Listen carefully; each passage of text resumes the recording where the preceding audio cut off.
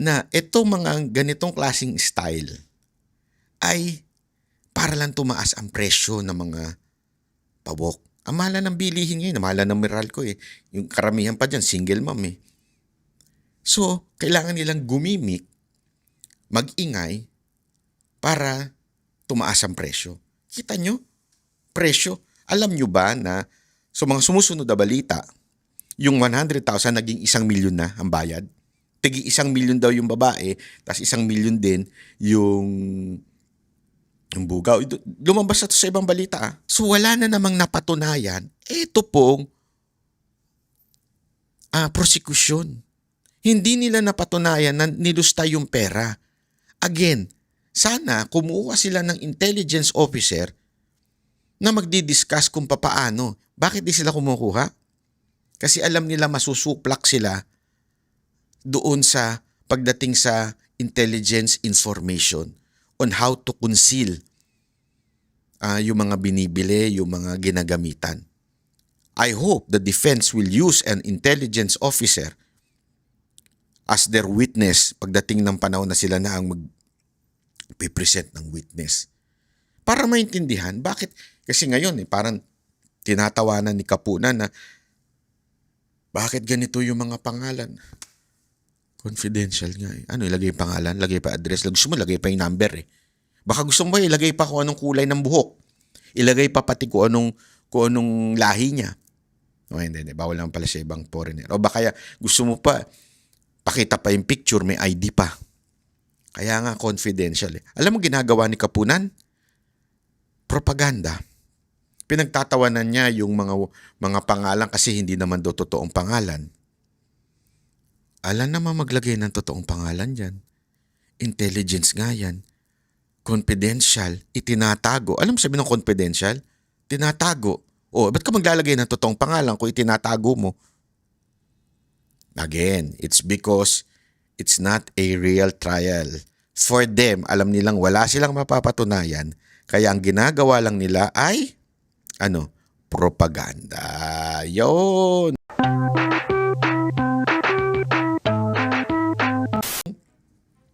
Awayan ni Senator Cayetano at ni Lacson. Pero alam mo, si Lacson, sa totoo lang po, hindi ko sinasabing ganito ho siya, pero yung pang-aaway ni Lacson ay pangbayot. Alam mo yung style niya na pambayot, yung pambabara niya, pambayot eh. Yung mga estilo niya na ewan ko nga kung, bakit kaya yung style ni Pinky Lacson pambayot, yung kanya mga banat kay Cayetano, di ba? Sinasabi nga ni Cayetano, seryoso niya. Bakit hindi ka pumunta? I-check mo mismo. Kasi remember ang dami niya sinasabing pagbibintang mula sa kay Lacson at sinasabi niyang ito daw po ay maraming flood control o ghost flood control sa Taguig. Kahit sinabi na mismo ng ating DPWH na hindi naman po kalyado ni Senator Alan, ay sinabi niya na po na walang project dyan. Di ba? Pero si Lacson mapilit, ang tanong, kung mapilit ka pala, bakit hindi ka pumunta at tingnan mo mismo, ikaw mismo. Ito, panoorin natin to ha. Samantala, inimbitahan ni Senator Alan Peter Cayetano si Senator Ping Lacson at ang publiko na personal na inspeksyonin ang mga infrastruktura sa Taguig. I will continue. Sandali, tanong, kaya bang gawin yan sa Ilocos? Kaya ba? Kaya bang gawin sa Ilocos yan? Imbitahan? Di ba, meron yung vlogger dyan, yung si Sayang ang Bayot na vlogger. Pinuntahan niya yung Ilocos, napakaraming ghost flood control. Mismong si Governor Chavit, mismong nagsabi at pinakita niya sa kanyang page yung mga, at saka nag-press con na siya dyan, na napakaraming ghost flood control dyan sa Ilocos. Ang tanong, ano ang sagot ng Pangulo? Ano ang sagot ng kanyang anak? Meron ba siyang sinagot ng kanyang anak? Halika, samahan ko kayo, puntahan natin. Sama-sama tayo. Di ba? Pero hindi ho, wala akong sinabing ganun sa Ilocos. Kaya makikita mo dito na kung sino talaga nagsasabi ng totoo. Ito si Senator Cayetano. Sinasabi niya, alika, punta tayo. Puntahan ninyo. Inaanyayahan ko kayo, pumunta kayo dito sa Taguig. Kunwari lang, halimbawa, kumagat si Lacson at sabihin niya, sige, punta ako. O tara, magkita tayo dito sa Taguig. Ito yung ghost flood control, di ba mapapahiya si Cayetano? Di ba? Kaya nga hindi magawa-gawa nung anak ni Marcos yung congressman doon sa Ilocos. Hindi niya magawang ganunin ang mga tao. Ganunin yung, halimbawa, sino ba yung mga nagbabanggit? Si Chavit. Ba't di niya kayang gawin yun? Sabihin, Manong Chavit, kung talaga may ghost flood control dito, alika, iniimbitahan ka dito. Puntahan natin yung sinasabi mong ghost flood control. Hindi niya kayang gawin yun. Bakit? Kasi meron talaga. Tama, mali. Dito sa Taguig, sinabi ni Cayetano, alika, punta ka dito. Iniimbitahan ko kayo. Kahit kayong mga mamamayan, pumunta dito. At papakita ko sa inyo. Wala. Kumagat ba si, ano sagot ni Pinky Lacson? Kabayutan na naman. continue to invite not only Senator Lacson, not only his staff, but everyone. Everyone. Iba yung sa papel-papel, iba yung sa picture-picture. Yo. Tignan nyo yung budget, pumunta kayo sa lugar, makikita Yo. nyo, nandyan talaga yung project at magaganda. Ayo. Again, to the best of my knowledge. Sinabi yan ng senador kasunod ng issue ng mga I mean, kung meron kang ghost flood control dyan, gagawin mo ba yan? Iimbitahan mo ba? At ikaw naman, Lacson, kung talagang meron kang paratang, ba't hindi ka pumunta? Anong sinabi mo? Baka malunod ka pa? Anong kabayutan yung mga sagot mo? Katsipan Oo. Pang baklang kanal yung sagot mo. I mean, kung talagang seryoso ka, sige, eto talaga yung ghost flood control. Ipapakita ko sa'yo. Kung talaga seryoso kang malaman, di ba? Gagawin mo yun. Ipapakita mo talaga kay Cayetano. Ito, di ba? Bakit ang sagot niya yung pangbaklang kanal?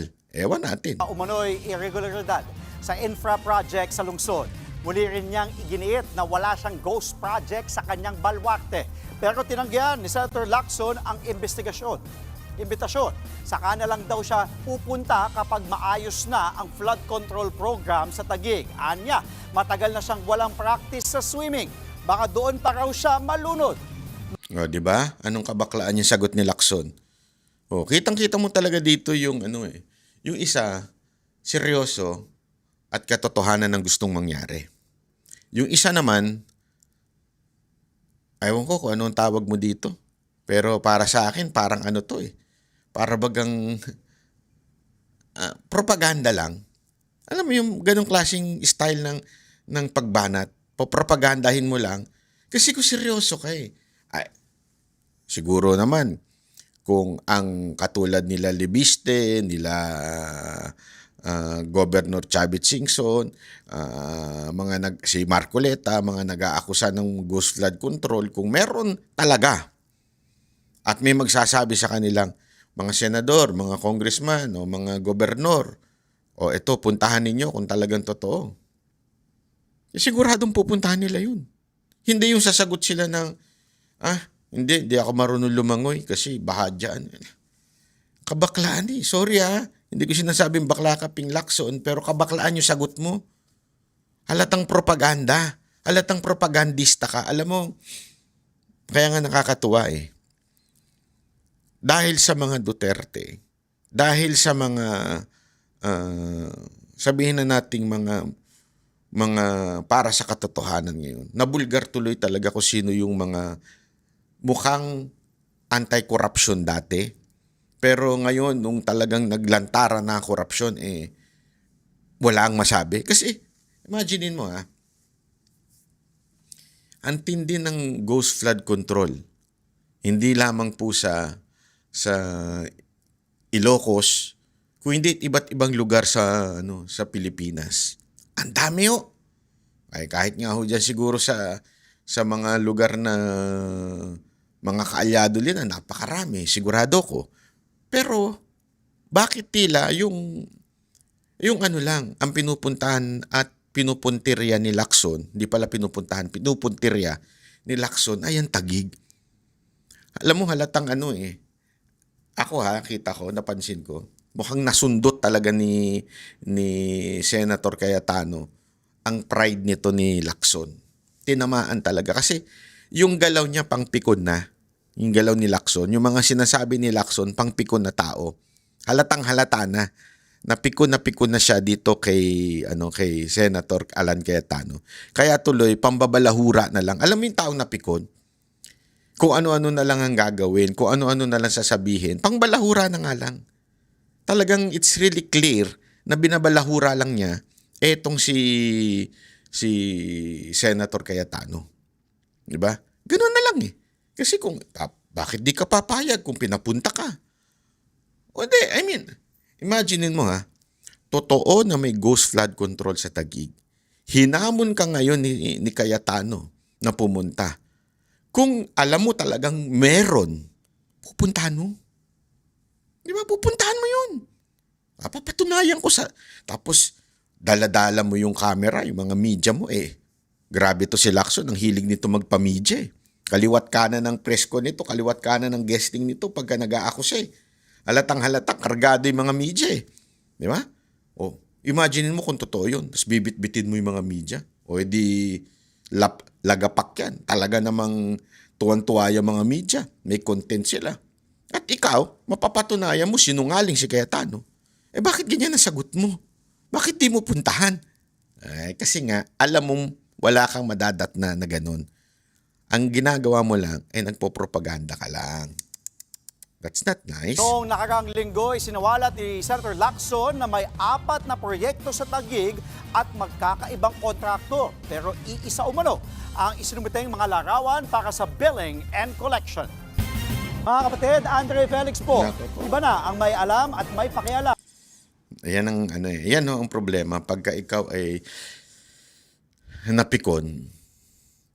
Wala eh. Yung lahat lang sasabihin mo pawang pang-aasar na lang. Kasi nga napikon ka nadali yung pride mo eh. Na na nasaktan ka eh. So gumaganti ka na lang. So wala ka na dun sa truthful na statement. Panggaganti na lang ginagawa mo. Di ba? Ito, meron ako ipapakita sa inyo. Importante rin, malaking issue ngayon yung pagbawi ni Marcos. Ay, hindi pala pagbawi ni Marcos. Pagbibigay ng TRO ng korte doon sa wage increase. Pero sa totoo lang, alam nyo mga kababayan, it's another pambubudol of Marcos. Hindi nyo ba napansin, hindi man lang ito binanggit sa SONA? I mean, yan ay isang bagay na talagang masarap ipagmalaki. Di ba? Masarap ipagmalaki na ikaw ay napataas mo ang sahod ng mga manggagawa natin. Pero bakit hindi niya ito binanggit sa SONA? Tapos after ng SONA, ilang araw lang, biglang binawi ng korte o pinatigil ng korte. Yeah? Hindi nyo napansin yun? O pansinin niyo, i-double check nyo sa sa social media yung sa SONA ni Marcos kung na-present yan. Hindi niya na-present yan, hindi niya binanggit yan. Kaya tuloy, siguro alam na niya, baka may alam siya na magti-TRO ngayon ng korte. Kasi ayaw ng economic manager niya ito eh. Alam naman po natin, ang gobyerno pinatatakbo ng oligarch na mga negosyanteng malalaki. Yan po talaga nagpapatakbo ng gobyerno natin, mga oligarko, mga kaibigan at mga funder ng politiko. Kaya ayaw ho na economic manager ni Marcos to. Pero since na-aprobahan ng wage board, anong gagawin nila? Ang ginawa nila, binaon to sa SONA. Hindi to binanggit. Hindi binanggit sa SONA at the same time, biglang nagkaroon ng TRO. O eto panoorin niyo itong interview nung isang congressman. Maganda kasi ito eh. Dito maraming pointers ka Umani makikita. ng batikos ang paglabas ng status quo anti-order ng Pasig City Regional Trial Court laban sa pagpapatupad ng 85 peso na dagdag sahod sa Metro Manila. Kaugnay ng balitang yan, makakausap natin si Kamanggagawa Party List Representative Eli San Fernando. Good morning, sir, at welcome back sa Memo. Magandang umaga po, Boss Willard and Miss Corina. Salamat po sa pag-imbita. Good morning po. Kung Eli, nagulat ba kayo na naglabas ang RTC ng isang kautusan para pigilan itong wage hike at ano po ang balak ninyong gawin tungkol sa status quo ante order na ito? Tama ho, no? Kalokohan at illegal yung ginawa ng Pasig RTC Branch 152 dito sa paglabas ng status quo ante order sa 85 pesos wage increase sa NCR. Kasi malinaw na nakasulat sa Labor Code, Article 126, prohibition against injunction. So no preliminary or permanent injunction or temporary restraining order may be issued or can be issued by any court or entity against any proceedings by the commission or the wage boards. So malinaw 'yun doon daw sa Labor Code Article 126, bawal pong pakialaman ng kahit na anong korte according to this congressman. 'Di ba? Nagtataka nga bakit nag-issue ng temporary restraining order o pinatitigil yung bagang pagtaas ng sahod ng mga employee, 'di ba? Bakit ganun? Akala ko ba bawal? Eto, pakinggan ninyo. So malinaw na malinaw, even the court order na nilabas ng Pasig RTC, inacknowledge yan. So kaya illegal itong ginawa ng Pasig RTC kasi hindi niya pwedeng panghimasukan yung usaping sahod na exclusively within the jurisdiction of the Department of Labor and Employment and the National Wages and Productivity Commission. Tapos ang nakakapagtaka dito, Sir Willard and Miss Corina, Sige. bakit agad dumiretso sa Regional Trial Court? At ang dapat na ginawa ng korte, dinismiss yan. Kasi sa Article 123 ng Labor Code din, yung proper Kala ko ba 126? Ang gulo-gulo mo naman. 123 ba 126? na dapat nadadaan ng proseso, kung merong apela yung mga negosyante or yung any aggrieved parties sa anuman ilalabas na wage order, dapat dumaan sa National Wages and Productivity Commission. Now, if hindi sapat yung ruling ng National Wages and Productivity Commission, edi tsaka iaangat yan sa higher courts such as the Court of Appeals and Supreme Court. Kaya ang binabanggit namin dito, this is gross ignorance of the law on the part of the judge na naglabas nitong temporary restraining order. The proper action that the court should have done is to dismiss that petition. Kasi wala siyang jurisdiction dyan eh. And even the temporary restraining order, binabanggit at kinote mismo yung Article 126 at Article 123 ng Labor Code. Corina, 123 and parang 126. first time ko rin nakarinig na isang Ako din. RTC, di ba? Ako din. Na pipigilan ng isang wage order. Nagulat din ako doon. Oo. So, is it ignorance of the law, Ganun Kong, o abuse? Nagulat? Is it ignorance or abuse? Tingin namin parehas, Miss Corina eh. Kasi nga walang jurisdiction yung Pasig RTC. Okay. Ang mas nakakalungkot dito, Miss Corina, si Secretary Francis Tolentino already acknowledged yung maling ginawa ng Pasig RTC. Abogado si Secretary Tolentino. The proper statement of the Department of Labor and Employment should be i-challenge itong nilabas na TRO. Kasi labag nga sa Labor Code eh. But in the meantime, habang china-challenge, dapat ibibigay na yung Yes. 60 pesos. Tama po, Miss Corina. Dapat ibigay na yung 60 pesos. Actually nga hindi nga dapat nag-prosper itong petition na to. Mali eh. Okay. So yung doctrine halimbawa of exhaustion of administrative and legal remedies na violate din yun dun sa Article 126. So maling-mali, kalokohan at illegal actually itong nilabas ng Pasig RTC Branch 152. Paano po mananagot ang mga Ito matindi ho ito.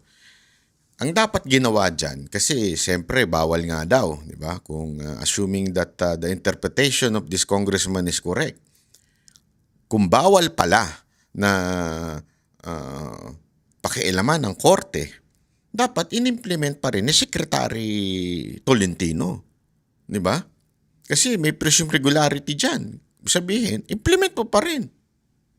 Huwag mong anuhin, huwag mo siyang sundin yung korte na nagsabi kasi ang linaw sa batas. Kung talagang malinaw sa batas, ha?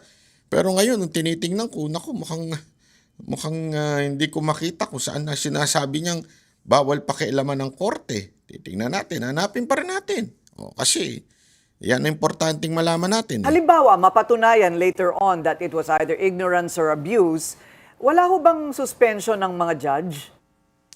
Yan po yung pinag-aaralan namin, Miss Corina, kung paano to i-challenge. In fact, different labor groups, organized labor groups, are already talking with one another para i-challenge itong TRO na ito at tignan kung ano yung po pwedeng pananagutan ng judge. Kasi nakasulat mismo doon sa kanyang inilabas na TRO.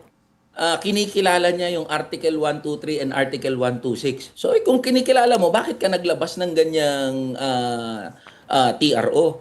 So Mali pala yung quote niya Sorry sabi dito, ang pinakamalapit na provision ay nasa Book 5, Labor Relation, Article 278 o 263. Dating Article 255. Sa mga labor dispute, walang korte ibang ahensya na maaari maglabas ng TRO or Permanent Injunction maliban sa pagkakataong pinapayagan mismo ng Labor Code. Ito ang tinatawag na non-interference by court sa ilang labor dispute. May isa pang mahalagang probisyon, ang Article 224, ang Labor Arbiter at NLRC. May original at exclusive jurisdiction sa maraming labor dispute, illegal dismissal, unfair labor practice. Ito pa, yun yung Article 224. So, meron talaga na sinasabi, medyo siguro nagkamali lang siya ng quote dito, nasa nakandidito po sa Article 278, 263, dating 255. Sa madaling salita, kung meron talaga, bakit pinatupad ngayon ni Secretary Tolentino? Unless negosyante si Secretary Tolentino. Sana lahat may Tolentino condominiums, no? Sana lahat may condominium sa sa Tagaytay. Agoy. So, tingin ko naman, eto, truth be told, tingin naman ho namin, hindi naman mangmang yung judge dito sa provisions of Ano nangyari kung hindi siya Labor mangmang? Code. Ang hinala ho namin, baka merong matinding pressure to galing sa taas. Naku po, galing sa taas. Ayan na naman yung sa taas. Narinig ko na yun sa impeachment. Yung sa taas. Inutusan ng nasa taas. Puro nasa taas. Sino ba yung nasa taas na ba yan? Maliit ba yan o matangkad? Yung nasa taas na yan. May sakit ba yan o bangag? Hindi, ako nagtatanong lang Para i-suspende itong wage order. Kasi alam niyo ho, prior to the implementation of the wage order nitong 85 pesos sa NCR, yung mga malalaking grupo ng mga negosyante and some think tanks have already released their statement na dapat isuspinde itong wage order sa NCR. And take note, Ms. Corina and Sir Willard, yung mga nag-file ng petition, yung R2 Builders, tsaka Redicon Trading Corporation, mga malalaking negosyante yan. Naku. So bakit agad na pagbigyan? Correct. It's a question para sa So amin. yun ang ibig nyo sabihin. Akala ko naman you meant Malacanang. Ang Hindi. ibig po ninyo Kasama sabihin... rin po. Opo, yung Yun. sinasabi... Yan, kasama rin po. Alam mo kasing hirap dito kay Congressman Manggagawa. Ang lakas bumanat nito. Pero pagdating sa presidente, ewan ko kung nawawala yung balls nito. Parang umuurong yung bayag nito pagka presidente na pinag-usapan sa totoo lang nakikita ko na to bago pa maging congressman to sa TikTok Laging trending ito Ang tatapang, di ko mga magets Ang tatapang, pero nung naupo, hindi naman nila madiretso na ang problema dito yung presidente. Diretsuin mo si BBM. Ayaw mo ba mawala ng budget? Pareho lang ka rin pala nung ibang mga congressman na kinain ng sistema. Di ba? Ang totoo, presidente yan. Imagine niyo nangyari yan kay PRRD. Siyempre, yung secretary, tatanong niya doon sa boss niya, Boss, implement ko ba itong hindi tamang utos ng korte? I-implement. Sigurado ako sasabihin na ni Duterte, hindi, implement mo yan. I-implement mo yan. Di ba? Bakit hindi in-implement? Kasi nga, mahina. It's either walang nakuhang suporta si Tolentino mula sa presidente o baka naman way na lang ng presidente yun. Di ba? Na sige, mag-declare ka ng wage increase pero papigilan natin sa korte. Tapos sasabihin natin na wala tayong choice kung hindi sumunod sa korte, ganyan-ganyan. So ligtas na naman ang puwet natin. Di ba? Malamang ganun eh. Malamang ganun ang sasabihin eh. Di ba? Ay, narinig ko na yan. Ilang beses na nangyari sa kay BBM eh. Kunwari walang kinalaman, tapos sasabihin niya, hayaan natin ang Congress para magdesisyon sa ganyan. Hindi natin pipigilan yan. Di ba? Ang hiling niya sa ganyan, kunwari ko-kontra. Ayan yung tinatawag na ano bang klaseng tao yan? Yung takot sa pananagutan. Walang bayag talaga. In other words, mahinang nila lang. Walang leadership, walang political will. Walang leadership. Kaya nga sana, etong congressman na ito, tutoy ka pa man din, batang-bata ka pa, huwag ka naman ang aga-aga mong kainin ng sistema. Kung talaga ipaglalaban mo yung manggagawa, tumbukin mo sino problema. Alam mo ang pinaka-problema si BBM. Bakit hindi naipatupad dyan? Wala nang iba. Pag inutos ng presidente, sa tingin mo, hindi susunod yung sekretary niya. Diba? Kahit pigilan pa ng kung sino mang hudas yan nandyan, pag inutos ng presidente yan, tapos ang laban. Yan ang totoo. Po ninyong may pressure galing sa taas yung mga malalaking kumpanya. Both sa malalaking kumpanya, Ma'am Corina, pati sa Malacanang. We all know that the executive secretary and the economic managers are firmly opposed to any wage hike. Ganun po ba tingin- yun? Oo. Yeah. So tingin ho namin merong politics at play dito kasi it would be for a judge. I know that judge is learned at talagang alam niya yung provisions sa labor code. Ang question, kung alam mo at ikaw mismo yung nag-cite doon sa temporary restraining order, bakit mo pa rin tinuloy yung TRO? Kasi the logical decision would be dismiss. I-dismiss yan. Opo. Sa bagay, si Pangulong BBM walang binanggit, di ba? May binanggit ba siya about Wala. the minimum wage hike? Yo, Diba dapat daw Parang natumbok ipagmamalaki niya nyo. ito kahit nakakaunti. Yes. Oo. Yun, So natumbok magtataka nyo. ka nga naman na baka wala sa kalooban ng Pangulo na ibigay yung minimum wage. Yung tax ang kanyang ginamit na panangga, Oo. 'di ba? Na yung parang tax relief. So yun po yung inyong hinala. So where do we go from here, sir? From here, 72 hours lang. Ano naman po ang magagawa ng 72 hours? Siyempre, malaking tipid yan doon sa mga malalaking negosyante. Tsaka himala. Ganun lang yun. In 72 hours, marami mangyayari. Maaaring tulad kahapon, di ba, nag-rally? Ano mangyayari after nun? Baka pagka ganun na yung issue, tuluyan na talagang ipatigil yan. Para hindi kasi nila hindi ibig sabihin hindi nila ipapatupad yung wage order. Pero ito po, kapag ito po'y nabaligtad, halimbawa, the legal process happens, ito ba'y magiging retroactive sa mga manggagawa? Alam niyo kasi kung halimbawa mababaliktad at hindi ito ipinatupad yung wage order ng mga malalaking kumpanya, say for example, meron pong tinatawag na double indemnity.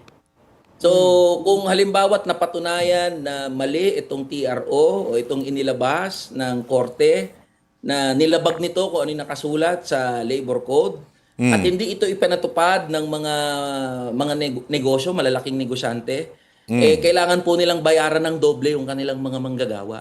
So, double indemnity po yan as provided by RA 6727. Ayan, okay. So, so maraming salamat po. Thank you. Kamanggawa, tama ba? Kamanggagawa, party list. Kamanggagawa. Kamanggagawa. Ayan, yan po kasi problema eh. Hindi ko alam lagi na lang yung mga nagre-reklamo. Tumbukin nyo kasi si Marcos. Obvious naman yan eh. Secretary is just Kaya nga sekretary. Hindi nyo ba natanong, bakit sekretary? Bakit hindi presidente o hindi chairman? Chairman ng Department of Justice. Ba't hindi chairman? Bakit hindi ibang word ang gamitin? Bakit secretary? Sa dami-dami na secretary. Di ba? Alam naman natin, secretary, parang, yan eh. Yan yung gumagawa ng kagustuhan o utos nung nasa taas. Kaya nga secretary. Halimbawa, may secretary ko. Pag sinabi kong, kunin mo nga itong ganitong mga impormasyon. Kaya iutos mo nga sa tauhan natin ito. Di ba? Yun ang word na secretary. Ibig sabihin, you are just following your leader. Ini-implement mo ang kagustuhan ng iyong leader. So sa bawat departamento, magdidesisyon pa rin yung presidente. At yung presidente, iuutos ng sekretary, oy, gawin mo nga ito. At yung sekretary naman, ibig sabihin, walang gagawin ng sekretary nang hindi alam ng presidente unless bangag ang presidente. Unless yung presidente wala sa ulirat, wala sa hulog, lutang, o lulong, o high. Di ba? Kailangan mo talagang sabihin sa presidente lahat ng nangyayari sa departamento mo. So yung pagsunod ni Tolentino sa korte, ang may pananagutan dyan, aside from Tolentino himself, yung presidente. Kasi kung ako presidente, halimbawa lang ako presidente, at meron ako nakitang itong wage board na ito na pinatupad, di ba? Happy ako. Kasi tataas na sahod ng mga Pilipino. Tataas siguro na rin ang rating ko kasi dumadaos-dos na yung aking rating. Di ba? Siyempre, papatupad na yan. Biglang tumigil yung sekretary kong ipatupad, yung utos na. Abay, magagalit ako. Ang utos ko hindi pwedeng baluktutin. Pag sinabi kong talon, talon. Pag sinabi kong tuwad, tuwad. Mali. Pag sinabi kong di ba? Kailangan masunod. Pag ibang sinunod ng sekretary, abay sibak sa akin yun. And may inutos ka eh. Halimbawa ako sa grupo ko, pag meron akong inutos doon sa mga tao ko, kailangan sundin ito. Kailangan gawin ito. Hindi pwedeng mag-decide siya. Unless walang respeto sa iyo yung tao na yun. O kung may kumontra man, kunwari may kukontra. Sir, may ganitong kumontra, meron tayong balakid. Susundin ko po ba itong balakid? Di ba? O anong gagawin ko po ba dito? Siyempre ikaw hihingi ka ng advice mula sa presidente. O mula sa leader mo. Siyempre ako naman sasabihin ko, hindi, ituloy mo yan. I got you. Whatever happened, ituloy mo yan. Ako ganun eh. May tauhan ako. Meron akong kanang kamay doon sa aking grupo. Pag sinabi kong ipatupad mo ito, ipatupad mo yan. Kung may balakid, kakausapin ako, tatanungin ako, anong gagawin? Sasagot ko, ipatupad mo yan. Gawin mo yan. Ganun nga simple ho yun. Bakit? Akala ko ba linaw-linaw dito? Even, sabi nga nito ni Congressman San Fernando, sinabi niya nga, kinote pa nga mismo doon sa argument ng secretary yung article na bawal bawal pakialaman. Pero sumunod ka. Anong katangahan yun? Sorry hindi. I mean, if the congressman is right in quoting the statement of Secretary Tolentino, bakit mo hindi susundin yung mismong argument na binigay mo? Doon pa lang, medyo may konti na ho tayong problema. Baka siguro may utos. Yan nga yung hinala ni itong congressman na ito. May utos sa taas. Ba't di mo kasi tumbukin? Bata-bata mo pa, kinain ka na ng sistema. Tatakot ka mawala ng budget. Wala ka palang Wala ka palang binatbat kay Libiste. Wala ka palang binatbat kay Barsaga. Diba? Kaya yung mga katulad nila Libiste, nila Barsaga, not all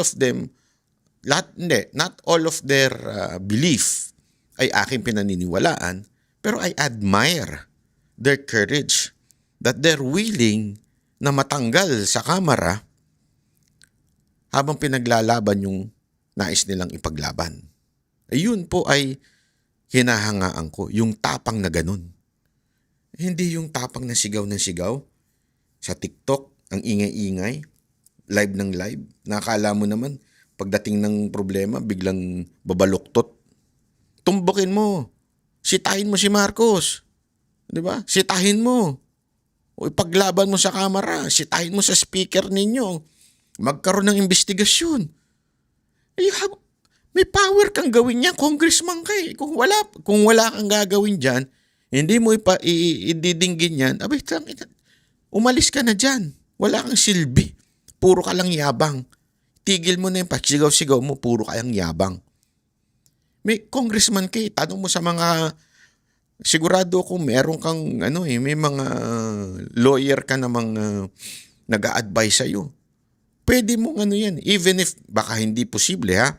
Kasi maaring kontrahin ka ng mga kapwa mong congressman.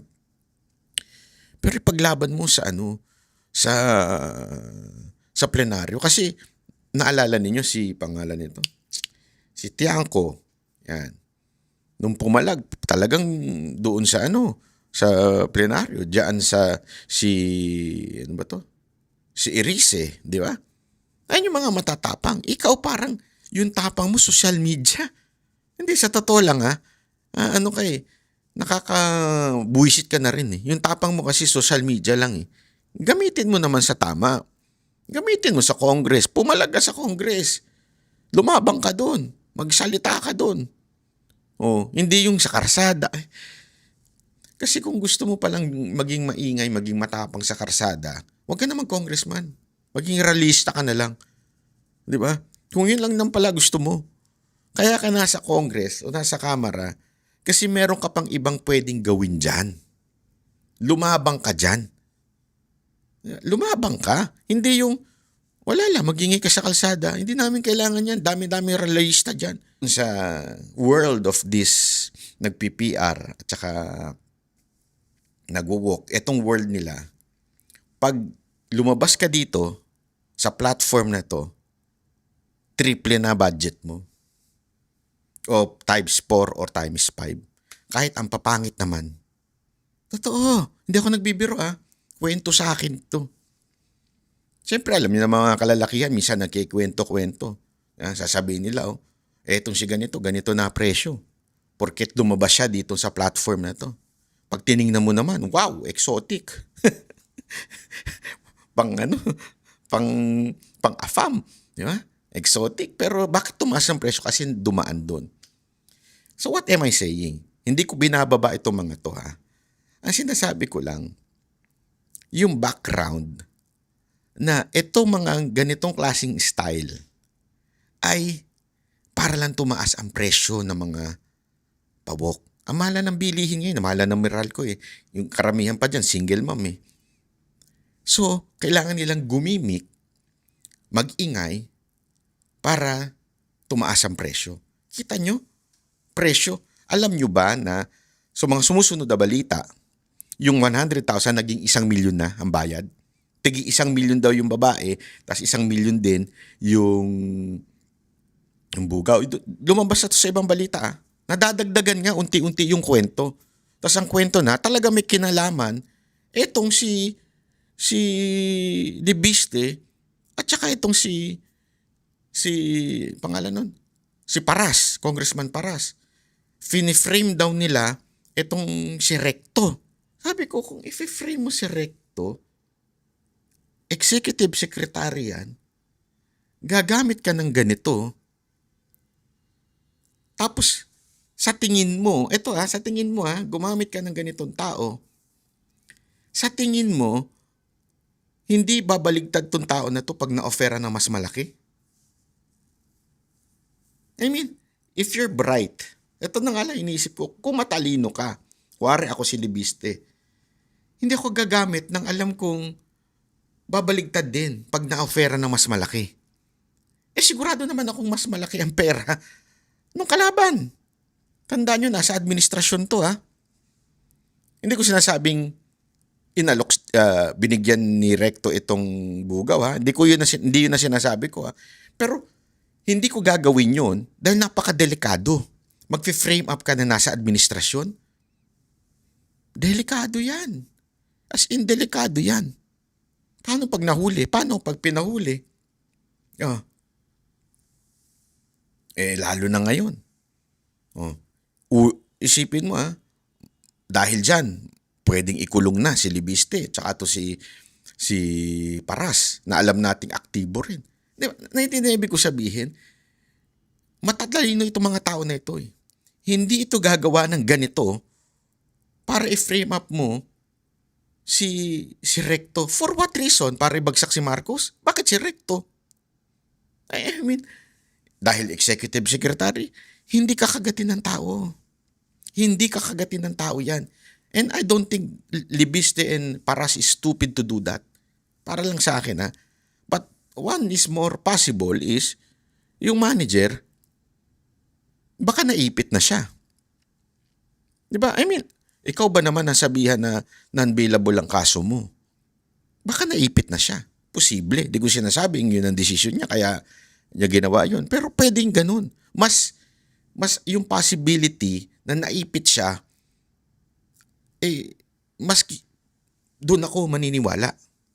Kesa sa inutusan siya para i-frame up. Ngayon nga ang dating na-frame up si Libiste tsaka si Parang finrame silang dalawa ngayon.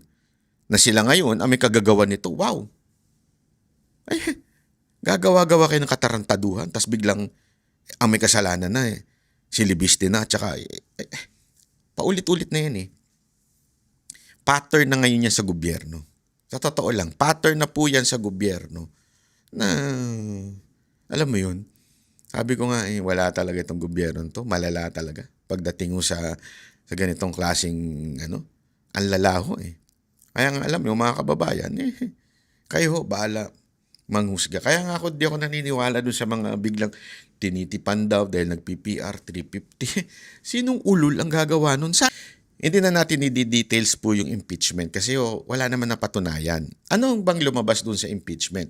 Lumabas na hindi nagbigay ng resibo. Kasi nga, remember, this is confidential funds. Ang pinupunto ni Kapunan, nung abogado, di ba pag bumili ka sa mga drugstore, bumili ka ng upuan, ay dapat may resibo? Di ba yun ang kanyang argument kasi parang sinasabi niya, kung confidential fund, ginamit mo para sa isang spy o isang may susuhulang kang rebelde na babaligtad at isusumbong yung mga kasamahan, pwede pa.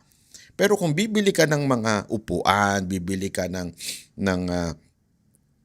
gamot, hindi ibig sabihin hindi mo daw dapat daw may OR o may official receipt o may voucher man lang. Wala daw.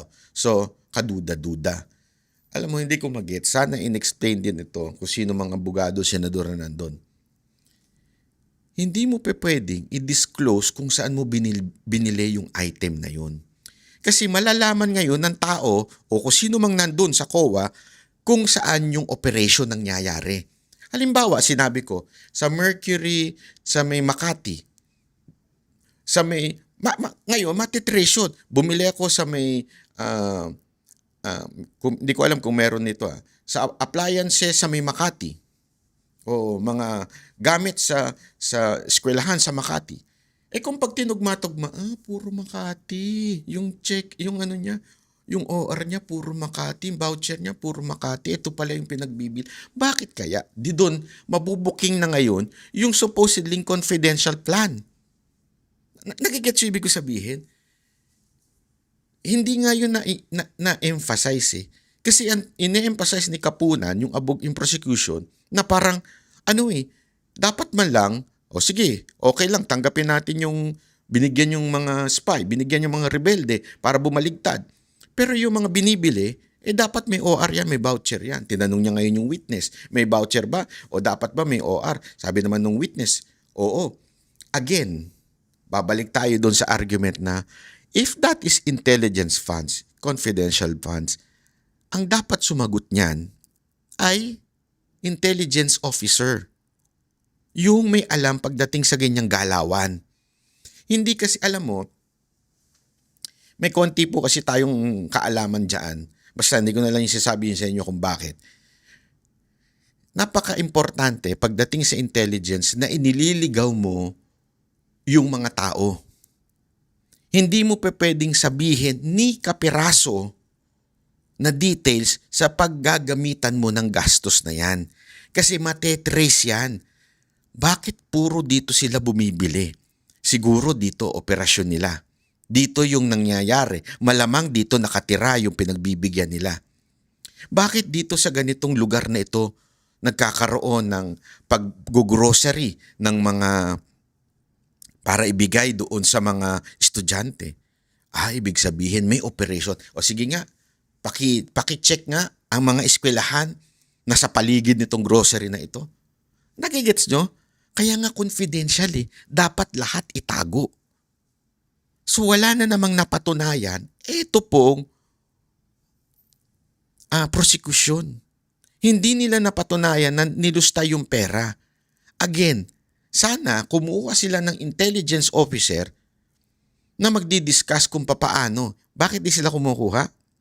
Kasi alam nila masusuplak sila doon sa pagdating sa intelligence information on how to conceal yung mga binibili, yung mga ginagamitan. I hope the defense will use an intelligence officer as their witness pagdating ng panahon na sila na ang mag-present ng witness. Para maintindihan, bakit? Kasi ngayon, parang tinatawanan ni Kapunan na bakit ganito yung mga pangalan? Confidential nga eh. Ano, ilagay pangalan, lagay pa address, gusto mo lagay pa yung number eh. Baka gusto mo ilagay pa kung anong kulay ng buhok. Ilagay pa pati kung anong lahi niya. O hindi, bawal lang pala sa ibang foreigner. O baka gusto mo pa, pakita pa yung picture, may ID pa.